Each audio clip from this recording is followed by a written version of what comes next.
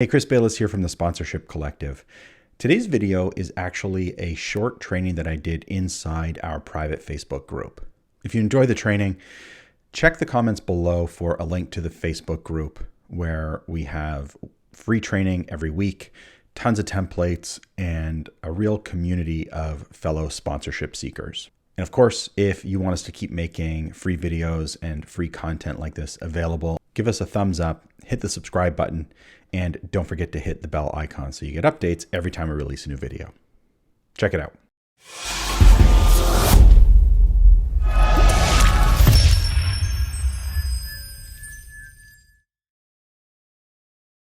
All right, everybody. This training is all about the path to failure in sponsorship. So I want to say that this training is not for everybody. This particular training session is for those who are really serious about bringing in big sponsorship dollars. And when I say big sponsorship dollars, I mean 6 figures, 7 figures. 50,000 and up, maybe I'd put that in the big sponsorship category. But for those who are interested in like a couple $1,000 to pursue a hobby, this is not the training for you. And enjoy all the other free resources. Those will be helpful to everybody. But this training is for the serious sponsorship seekers. I have a recurring nightmare where I go live in Facebook and I leave myself muted. So no, I'm live, I'm unmuted. And life must be pretty good if your worst nightmares just involve not hitting unmute on a Zoom meeting. So in this session, at the end of this session, 10 minutes, you're going to know the exact path to failure. I think you're probably going to recognize some stuff in here, and that's totally cool. That's good. That's what we want. And then I'm going to invite you to drop a comment below. Let's do this. If you want to pour gas on the fire. In other words, you've got a sponsorship fire burning and you want to take it to the next level, drop "let's do it" down below. And what's going to happen is my colleague, good friend, David, at least at the time of the recording, is entirely possible for future folks. It'll be somebody else. But right now, David is hanging out, waiting for you to drop "let's do it" down below. He's going to ask you 5 questions. And the answer to those 5 questions will tell him whether or not we can help you scale to a couple $100,000 or $1 million sponsorship opportunity. That's it, 5 questions. If everything I share with you today makes you realize you would hate to have a conversation with us, I don't blame you. We're fun, but this one is a serious one, so I totally get it. So let's do it down below as the comment. David's going to reach out. He has 5 questions for you, and the answer to those 5 questions will determine whether or not we can help you, or whether or not we just have a bunch of free resources that we can send your way, and away you go. So let's start our path to failure the right way with a drawing, where hopefully you'll enjoy my childlike drawing skills here. When people come to us, when they come into our world, when they join us as clients inside the Sponsorship Accelerator, they have 3 really kind of broad problems. And I want to share them with you because where these problems overlap is where we experience a path to failure. So step 1 is, oh my goodness. Step 1 is audience. Now, I am drinking espresso today out of my Tim Hortons espresso cup. I don't know if you can see that. Not Tim Hortons, oh my goodness, my Simpsons espresso cup. So even though this is a serious conversation and we are going to talk about dark things, you can't take a man that seriously who's sipping espresso out of Homer Simpson's head. Okay, back to work. They come to us with no real sense of who their audience is or what audiences even mean, why they matter, et cetera, et cetera. So if right now you're like, audience, what does that have to do with sponsorship? Welcome to the path to failure. The next problem, value. Not only have they not done evaluation, but they don't actually fully understand how much value they bring to the table. And then the last part, we're going to call skills. So here's the problem. Some people come to us knowing who their audience is, knowing what the value of their opportunity is, but they are missing the skills. And it's the skills we're going to talk about today. Because audience and value, like we sell this for our clients in no time, right? Like, here's how to think about audience. Here's how to make an avatar. Here's how to do evaluation. Like the tactical stuff is actually really easy. So here's what happens though. When people find themselves in the danger zone where they know their audience, they know that they have a valuable opportunity, but they don't have mindset or sales skills.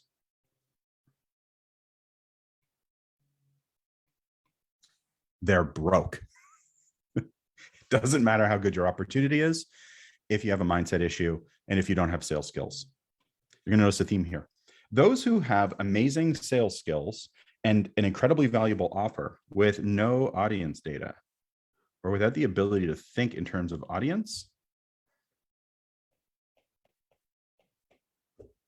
are broke. And so I bet you know where I'm going with this. Those who have amazing sales skills, know their audience, but haven't performed evaluation, can't prove return on investment to a sponsor, they are perpetually broke, sometimes after one good year. So the magic happens when skills, audience, and value join forces and combine. And those people are 6- and 7-figure sponsorship professionals, sponsorship seekers. You may consider yourself a professional festival planner, festival owner, a professional race car driver, a nonprofit professional, conference organizer, but you are bringing in the cash of a professional sponsorship seeker. And that matters because of the path to failure. So let's take things to the next level, make it even more fun, and talk about the 9-step path to failing in sponsorship. You don't need all 9. The good news is you can completely destroy your sponsorship program with just one of them, and certainly with all 9 of them. So again, if you see this and you're like, that's me, I want to be in the green, you have a 6-figure sponsorship goal, and you know you're missing one of these things, let's go. Let's do it down below in the comment section. David's got 5 questions for you. If you see yourself in one of these 9 ways or all of these ways, and you want to fix it, let's do it down below and David will reach out. If you do not want to fix it, no problem. It's okay to have small goals. For real, it's okay to have small goals, but don't book a call with us because we can't help you. So we can help you with free content, which is you can find on our blog and in the group, but let's not have a conversation because what we're going to say is you're too focused on sales material and transactional thinking, and you're going to want to stick to that. And so we can't help you break out of it. So number one way to fail and to basically destroy your sponsorship opportunity is to focus on your sales material and to think transactionally. What you write on page 1, 2, 10, 20, 30 of your sponsorship proposal is irrelevant. Nobody cares. No one's reading it. You are not trading sponsorship revenue for sales material. And if the idea is that you can hide behind sales material so you don't have to have sales conversations, you are on the path to failure. Sponsorship is sold in a business-to-business sales strategy, person-to-person, one-to-one. And sales materials rarely have anything to do with that. My biggest deal ever was 1.8 million per year, and that was a 10-year deal. So you can do the math. No sponsorship proposal. I consistently sold $85,000 to $150,000 deals for a conference. No sponsorship proposal. The vast majority of the certainly tens, maybe hundreds of millions of dollars in sponsorship sales that I've personally been part of, we didn't use sales material. We had conversations with people and went right to agreement. The thing is, putting up sales material and thinking that you're just trading a brochure for cash is how you fail. So if you recognize yourself in this and you don't want to do it anymore, Let's do this down below. If you see yourself in this and think, I don't care, I want to use sponsorship proposals, no problem. Consume our free content, awesome, but let's not talk. Well, we should talk if we ever bump into each other on the street, but David's 5 questions, you're not going to want to hear. Thinking of sponsors as investors. Sponsors are not investors. I got this from Larry Will, a good friend of mine. Sponsors are not investors. They don't want to get in on the ground floor. You know who are investors? Investors. If you're looking for investors, find investors. If you're looking for marketing partners, then you're looking for sponsors. If you need an investor, get a bank loan. Sponsors are not investors. They're not looking for that great opportunity to get on the ground level. They're marketers looking for a marketing return on investment in exchange for their money. The end. So going to a sponsor and saying, I have no money to pay you. I have no money to run this thing without you. I have no money to move forward unless you give me the money. Then once you give me the money, I promise I'll do some amazing thing. Really what you're looking for is a bank loan. What you're looking for is an investor. Sponsors want proven concepts. They want to know that you're going to deliver on their investment. Just like when you invest in your retirement fund, you only want to do so for those who have a proven track record and can deliver return on investment. If you see sponsors as investors, you are on the path to failure. Happy ears. If you have happy ears, you are on the path to failure. What the heck are happy ears? I'll tell you what. You reach out to a sponsor, they say, hello. You say, oh, I'd love for you to be a sponsor at my event. We've got 3 golds, 6 silvers, and 47 bronzes that nobody wants. Would you like one? And they say, send me a proposal. Someone who has happy ears believes that. And they send in a proposal and you never hear from the sponsor again. Happy ears. Wow, we're really interested in this as a way to give back to the community. Send us a proposal. You just heard a no thank you. You have happy ears. The sponsorship sales professional who hears just send me a proposal knows the truth. They heard no, go away. We don't have budget right now. Happy ears means I'll follow up in 3 months. That is the perfect path to failing. And why? And why is happy ears in particular so disastrous? Because you think you have future money. And so it lets you stay optimistic instead of ratcheting up the stress and pressure because you're going to miss budget. Happy ears is the #1 cause of budget failure in the sponsorship industry. That may not actually be a statistic, but that's my opinion. So if you find yourself having great meetings with sponsors and then they don't give you any money, but it sounded like they were going to, you have happy ears. If you would prefer to keep happy ears, no problem. But if you want to stop this because it's costing you hundreds of thousands of dollars, and hundreds of thousands of dollars compounded over enough time is $1 million problem, you want to stop that? Let's do it down below in the comments. David has 5 questions for you. It's really important that you understand, those who are like, hey, I want to do sponsorship just off the side of my desk. Like, this is my hobby. It's like saying I'm going to be a casual brain surgeon. Now, no offense to brain surgeons out there. Brain surgery is, of course, like maybe one of the hardest things ever. It's got to be.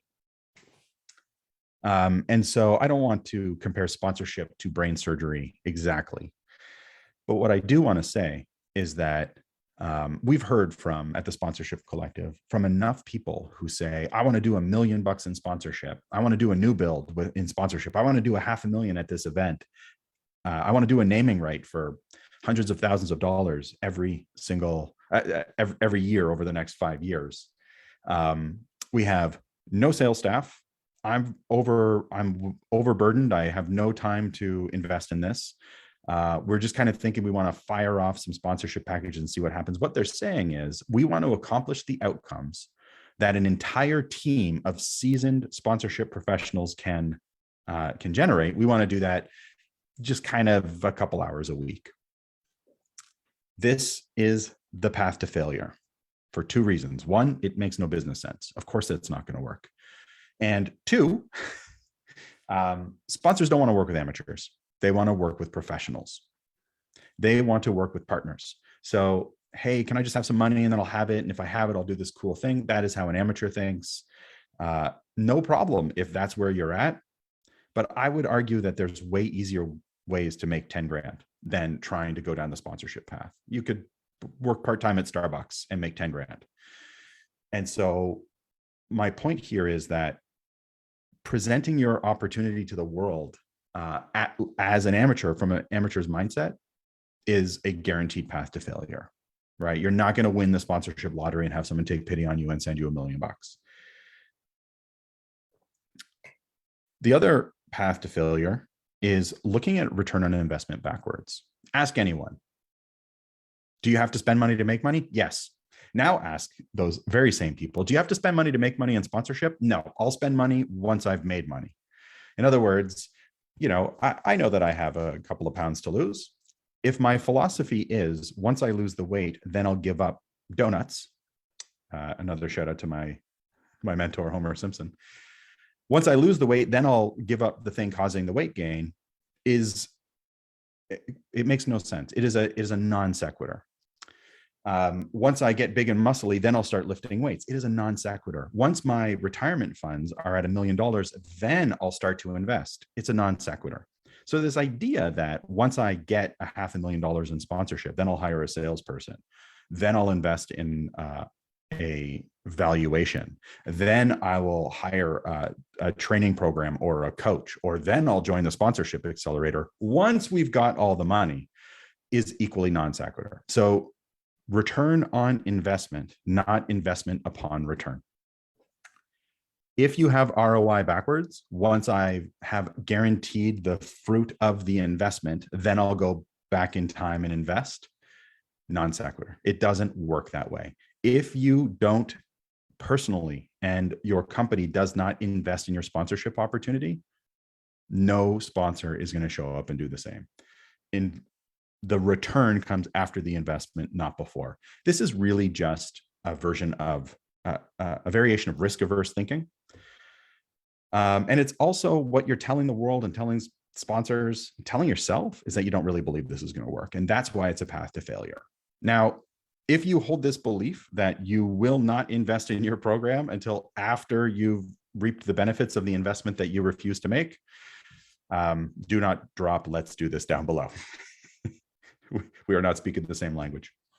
If you go in thinking like a technician and not a business owner or a marketer, you are on a path to failure. What is a technician? This is straight out of the E-Myth by Michael Gerber, where you're a musician or a festival owner and you think, I want to have a festival and it's going to be great. I'm going to be the best festival owner on earth. I'm going to have this amazing festival. That's great, but you're thinking like a technician. You're thinking like you want the job of festival planner. But when you, as a technician, apply that to sponsorship, instead of thinking of yourself as a business owner or a marketer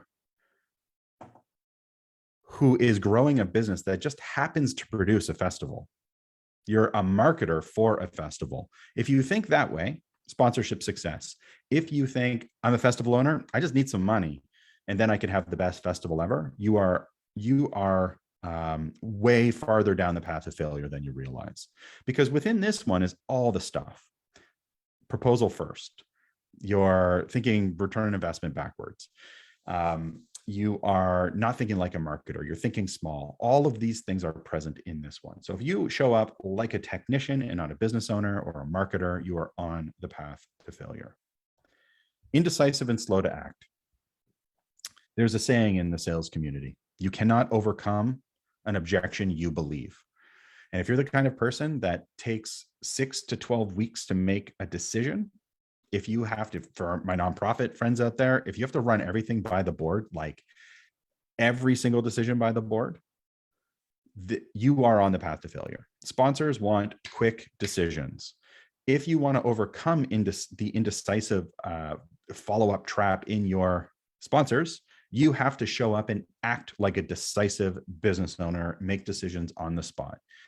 You may not be a decisive person now, but if you want to become one, let's do this down below. Being indecisive, being slow to act, pushes you further and further down the path of failure. You thought all of these things were going to be tactical sponsorship things, but remember, no, this is all skills. You can have all the audience data you want, all the tactics you want, but if you don't have the skills, you're going to be broke. And I don't want that for you. Thinking smaller is easy. It's not. It's boring. Hey, I only want $5,000. That should be easy for this giant company to just give me the money. Now you're thinking like sponsors are investors. Smaller is not easy. Smaller is boring. Sponsorship is a 60 billion with a B dollar a year industry. You show up and say, all I want is 10 grand, 50 grand, 60 grand out of 60 billion. You are not going down the easy path. You're going down the boring path. You're going down the path of the amateur. You have to know what you're actually worth and stand up and demand that from the marketplace. That is the path to success. The path to failure is, I only want a couple $1,000, so I don't want to waste my time on a call. Just send out the sponsorship package and they'll send me money back. So smaller is not easier. Well, smaller is easy if your goal is to get a no and to go down the path of failure. What we want is exciting, and exciting costs money. The end. The dreaded "we are unique" belief. Oh, we're this type of sponsorship seeker, therefore we're different. Different in what ways? Well, we don't know our audience. We haven't done evaluation. I'm uncomfortable with sales and my sales material stinks. So you're just like every single sponsorship opportunity in the world then. But here's the thing. Being unique is not good. When you sit across from a car company whose only goal is to sell cars and they say, hey, how can you help me sell more cars? And you respond, I don't know, because we're different. All you've done is created a situation where you're not going to get their money. You don't want to be unique. You don't want to go find this magical sort of unique sponsorship that lines up with you. You want to turn this thinking on your head. How can I, just whether I'm unique or not, it's totally irrelevant. How can I be the best marketing investment this company has made all year? That's the question you need to be asking. If you believe you're unique, first of all, you're wrong. Well, you as an individual, of course, are wonderful and unique. But if you're a sponsorship seeker, you are participating in a marketing discipline. You can either produce marketing ROI or not. And if what you're saying is we're so unique, we can't be held accountable for marketing ROI, and you're right, then don't practice sponsorship. But everyone I've talked to who says we're unique, they're just wrong. And I told you this is going to be the not so fun, super direct and blunt and to the point session. We are unique. Nope, you're just wrong. It's just that you don't know what to do. You want to show up like a marketing opportunity, present yourself like a marketing opportunity, and stop focusing on superficial differences like the type of sponsorship opportunity you are. Being a virtual event does not make you unique. You can either help companies sell products or you can't. Okay. So if everything you just heard, you're like, some of that sounds familiar, some of it doesn't. I'm better off than I thought. I'm worse off than I thought. I want to fix one of these things, and I'm willing to put in the work, invest the time, energy, resources, money to solve these things. And you want to have a conversation with my team. Cool. Let's do this down below. And Dave is going to ask you 5 questions. The answer to those 5 questions will tell David whether or not we can help you scale fast, or whether or not you're exactly where you need to be in the free community consuming free resources. You can go the slow way or you can go the fast way. Either is a choice, and that's totally cool. But let's remember, you have less time than you think. Why? Because failure happens slowly over time, like the ripening of a fruit. An apple does not ripen overnight. An apple ripens for weeks, maybe months, and suddenly is ripe and then is rotten. This is how failure happens in sponsorship. You're going along with happy ears. You think that you've got the sponsor. You're all these small asks. So you don't have to talk to anybody. You're just doing it off the side of your desk because your real passion is running a festival or driving your sports car, or sorry, driving your race car. That's your real passion. So you're just doing the sponsorship thing on the side and hope it works. You think you're going along even keel. You're actually going down the path of destruction. And I'm sad to say, 2 or 3 times a week, we talk to people who went along this route down the path of destruction and called us at the path when they get to the final destination, which is bankruptcy. Because for them, they didn't see the signs of failure, even though to a professional, we see the signs constantly. The fruit was ripening and then suddenly it was rotten. You have less time than you think, and it happens a lot faster than you think. So if you recognize yourself on this path that I've just gone through, and you're serious about making a change, comment, let's do this. If you've seen this and you think, nope, this is not for me, I'm out, forget the sponsorship stuff, that's awesome. That's totally cool too. No problem. Let's still be friends, keep consuming our free content. But this is really, David's 5 questions are really for those who are, who know something's not quite, like the gears just aren't meshing. And you know you've got a great opportunity, and you know who your audience is, and you know you have a marketing opportunity, but there's some skills that are missing from a mindset and a sales perspective. That's who this is for. And so comment, let's do this, down below. And David's going to reach out with the 5 coolest questions you've ever heard. And from there, we'll decide what makes sense. All right, everyone, have a great one.